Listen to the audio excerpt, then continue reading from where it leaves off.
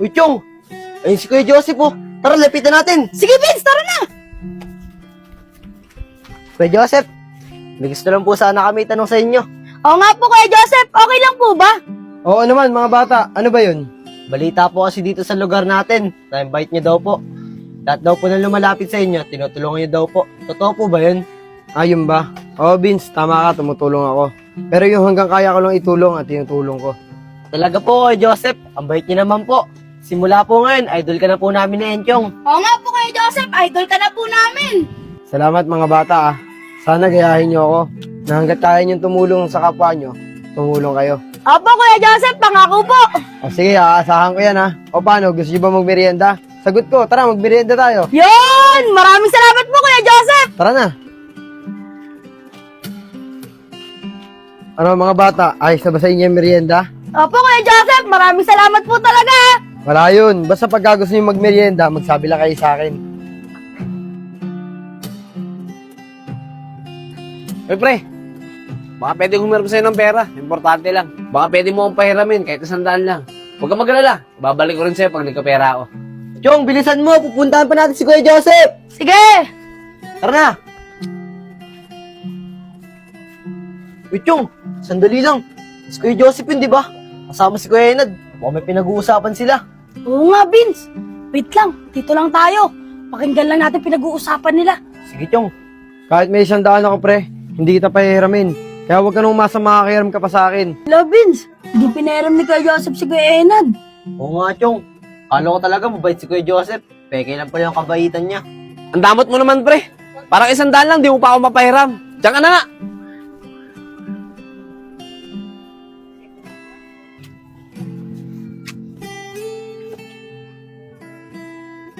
Ano, Vince? Susunod pa ba natin si Kuya Joseph?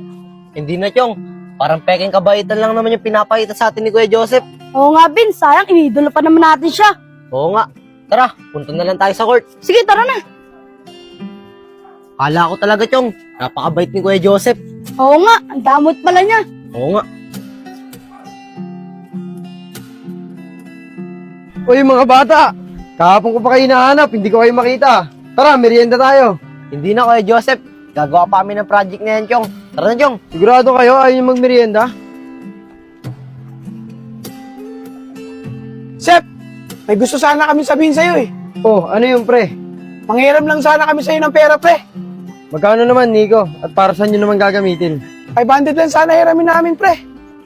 Tara, Chong. Balik na tayo. Baka wala na si Kuya Joseph. Sige, tara na. Vince, tignan muna. Baka nandyan pa si Kuya Joseph. Sige, Chong. Hey, Chong. Nandiyan si Kuya Joseph, oh. Kausap sila Kuya Isko. Dito muna tayo. Pakinggan muna natin sila. Sige, Chong. Nako pre, 500. Hindi ko kayo papahiramin. Kung gusto nyo, sa iba na lang kayo manghiram. Ang damot mo naman. Tara na mga pre, wala naman tayo maasahan dyan eh. Tara. Chong, hindi na naman nagpahiram si Kuya Joseph, oh. Kala ko talaga mabait yan.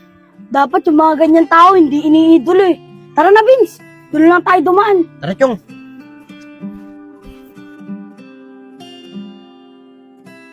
Hey, Chong, gusto mo ba? Uy, Vince, Enchong, buti nakita ko kayo.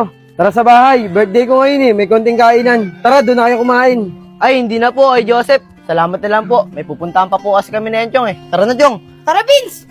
O sige, pag nagbago yung isip nyo, punta na lang kayo ha. Uy, Chong. Ayun sila Kuya Enad, oh. Tara, kausapin natin. Sige, tara. Pero ganda talaga ng laro ng isang araw, pre. Bilib na bilib ako sa lalaki. Excuse me ba, mga kuya? Pwede po ba namin kayo makausap ni Vince? Bakit, Enjong? Vince, ano ba yun? May tatanong lang po sana kami tungkol kay Kuya Joseph. O sige, ano ba yung tatanong nyo? Pagka kaya namin sagutin, sasagutin namin. Kuya Enad, totoo po bang mabait si Kuya Joseph at matulungin? Matulungin daw, oh! Eh, lahat na kami dito lumapit dun eh. Ni isa sa amin, wala siyang natulungan. Ganun po ba, Kuya Enad? Tama nga tayo ng hinala, Chong. Hindi mabait si Kuya Joseph at hindi rin siya matulungin. Nagkamali tayo ng inidolo. Oo nga, Vince. Mali tayo ng inidolo. Tama nga kayo mga bata, di kayo dapat nagpapaniwala kay Joseph. Dahil nagpapanggap lang na mabait at matulungin yung tao na yun. Di ba mga pre? Oo. Sige po, Kuya Enad. Dito na po kami. Maraming salamat po. Sige mga bata, ingat kayo. Iwasan nyo na si Joseph ha. Matulungin daw eh, no?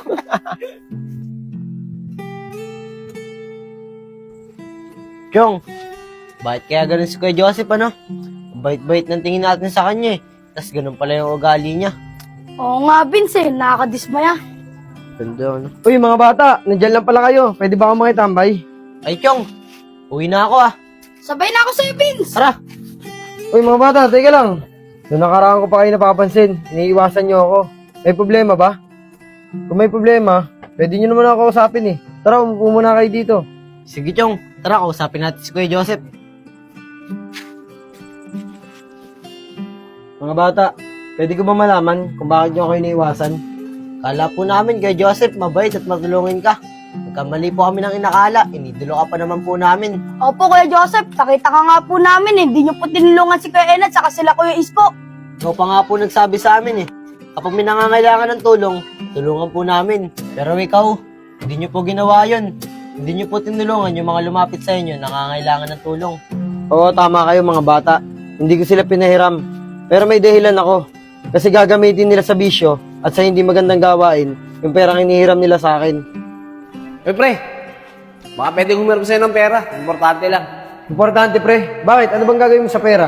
Pre, 1 linggo na kasi kung di nakakapagsigarilyo eh. Baka pwede mo akong pahiramin kahit 100 lang. Huwag kang mag-alala. Babalik ko rin sa'yo pag nagkapera ako. Kahit may 100 ako pre, hindi kita pahihiramin. Kaya huwag ka nang umasa makakiram ka pa sa akin. Kung tungkol sa bisyo, hindi mo ako maaasahan dyan. Kung gusto mo, bibilan na lang kita ng pagkain. Kumain ka na lang kaysa magbisyo ka. Ang damot mo naman, pre. Parang 100 lang, di mo pa ako mapahiram. Diyan ka na nga.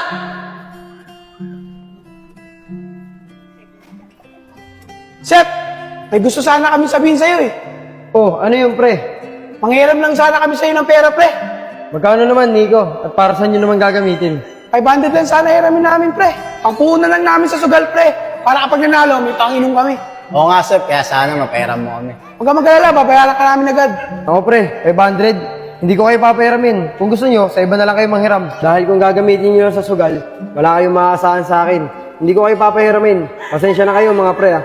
Ang damot mo naman. Tara na mga pre, wala naman tayo maasahan dyan eh. Tara.